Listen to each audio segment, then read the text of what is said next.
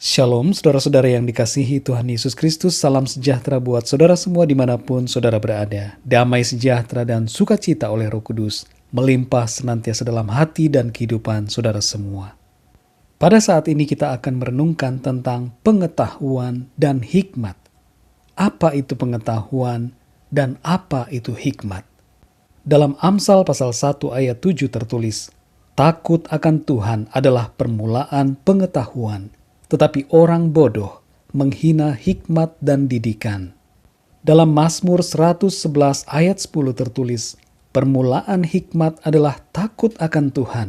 Semua orang yang melakukannya berakal budi yang baik.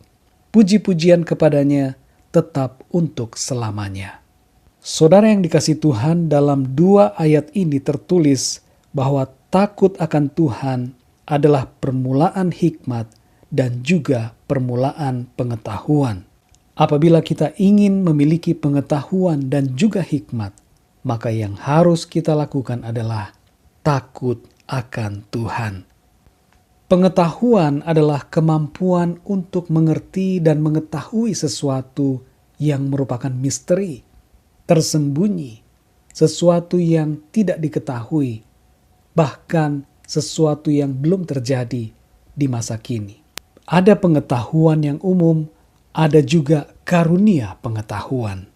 Pengetahuan yang umum dapat dipelajari, tapi karunia pengetahuan merupakan anugerah yang diberikan oleh Tuhan untuk memperlengkapi orang benar dan membangun jemaat.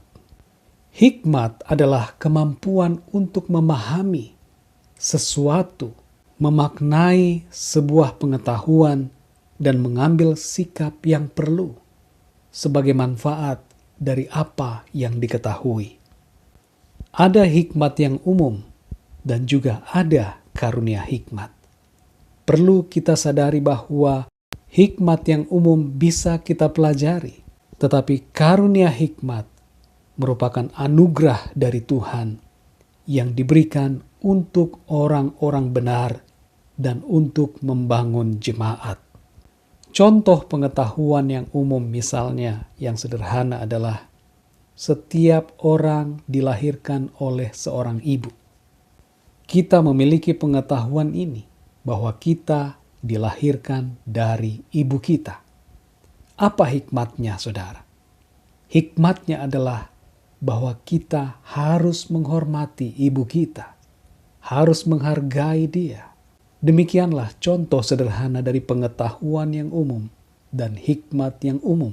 Ada begitu banyak contoh-contoh lain pengetahuan yang umum dan hikmat yang umum, baik yang kita dapatkan dari orang tua kita maupun dari sekolah serta dari pelajaran kehidupan yang kita dapatkan.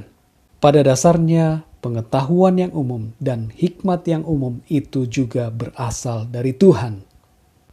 Untuk lebih mengerti tentang karunia pengetahuan dan karunia hikmat, kita dapat mengingat kembali kisah tentang Yusuf yang mengartikan mimpi Raja Firaun. Raja Firaun tidak menceritakan mimpinya kepada siapapun, dan ia memberikan satu syarat kepada orang yang dapat mengartikan mimpinya, yaitu orang itu harus menceritakan kembali mimpi Raja Firaun dan kemudian mengartikan mimpinya. Semua orang pintar di Mesir tidak dapat mengetahui apa mimpi Raja Firaun, dan demikian juga mereka tidak dapat mengartikan mimpi itu. Tetapi Yusuf, oleh kasih karunia Allah, dia memperoleh karunia pengetahuan dan juga karunia hikmat. Yusuf diberikan pengertian dari Tuhan. Yusuf diberikan pengetahuan dari Tuhan, sehingga ia dapat mengetahui dengan jelas dan detail apa mimpi Raja Firaun. Setelah itu, Yusuf diberikan juga karunia hikmat dari Tuhan untuk mengartikan dan memaknai mimpi Raja Firaun. Dengan hikmat Tuhan, Yusuf memberikan nasihat kepada Raja Firaun untuk melakukan hal-hal yang perlu sebagai antisipasi dan respon yang baik dari arti mimpi tersebut. Saudara yang dikasihi Tuhan, tentu kita semua ingin memiliki karunia pengetahuan dan karunia hikmat. Tapi saudara yang dikasihi Tuhan, jangan terobsesi dengan berbagai karunia, khususnya karunia pengetahuan dan karunia hikmat. Sebab obsesi yang berhubungan dengan hawa nafsu kedagingan kita bisa menjadi jerat, sebab iblis bisa memakai obsesi kita untuk membawa kita kepada kesesatan. Sebab ada pengetahuan yang jahat dan hikmat yang jahat yang berasal dari iblis. Iblis bisa memakai hal ini untuk menjerat manusia sehingga tersesat masuk ke jalan yang salah. Iblis bisa memberikan pengetahuan yang salah dan juga hikmat yang salah. Oleh karena itu saudara, kita perlu selalu mengingat ayat ini. Dua ayat tadi menjadi dasar bagi kita. Dasar mengenai pengetahuan dan hikmat dalam hidup kita. Apa dasarnya? Yaitu takut akan Tuhan. Saudara yang dikasihi Tuhan, bacalah firman Tuhan setiap hari. Berdoalah. Taatlah kepada firman-Nya, dan saudara akan senantiasa dipenuhi hikmat dan pengetahuan dari Tuhan. Saudara yang dikasihi Tuhan, ada satu rahasia penting yang ingin saya sampaikan kepada saudara semua. Terambil dari Kolose pasal 2 ayat 3 tertulis, sebab di dalam Dialah tersembunyi segala harta, hikmat, dan pengetahuan. Ayat ini mengatakan sekali lagi, di dalam Dialah tersembunyi segala harta, hikmat, dan pengetahuan. Siapa Dia yang dimaksudkan dalam ayat ini? Tidak lain adalah Yesus Kristus Tuhan, Allah yang telah menjelma menjadi manusia.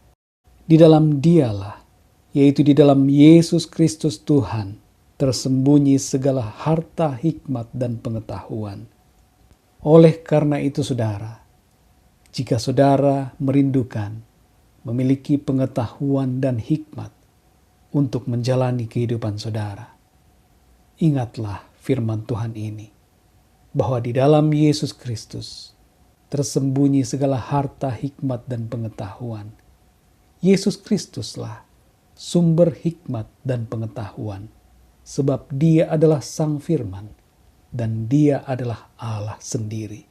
Ketika kita hidup mengasihi Tuhan Yesus Kristus, hidup mentaati firman-Nya, menuruti kehendak-Nya, maka kita akan senantiasa dipenuhi dengan pengetahuan dan hikmat dari sorga. Biarlah renungan ini menjadi berkat dan kekuatan buat saudara, dan Roh Kudus akan memberikan pemahaman yang lebih dalam tentang kebenaran firman Tuhan. Mari kita berdoa. Bapa di sorga, terima kasih kami mengucap syukur kepadamu untuk firman-Mu pada saat ini. Kami memahami, kami mengerti bahwa pengetahuan dan hikmat datangnya dari Engkau ya Tuhan. Takut akan Engkau adalah permulaan hikmat dan juga permulaan pengetahuan. Dan di dalam Engkau ya Tuhan Yesus Kristus tersembunyi segala harta, hikmat, dan pengetahuan. Ajarkanlah kami ya Tuhan untuk selalu melekat kepadamu, beriman sungguh, percaya kepadamu Tuhan Yesus Kristus, dan limpahkanlah kami pengetahuan dan hikmat sorgawi, sehingga kami dapat menjalani hidup kami seturut dengan kehendak-Mu dan mengalami kemenangan setiap hari. Terima kasih Bapa, dalam nama Tuhan Yesus kami berdoa dan mengucap syukur. Haleluya. Amin. Puji Tuhan, saudara yang dikasihi Tuhan. Tuhan Yesus memberkati saudara semua. Sampai jumpa dalam renungan yang berikutnya. Haleluya.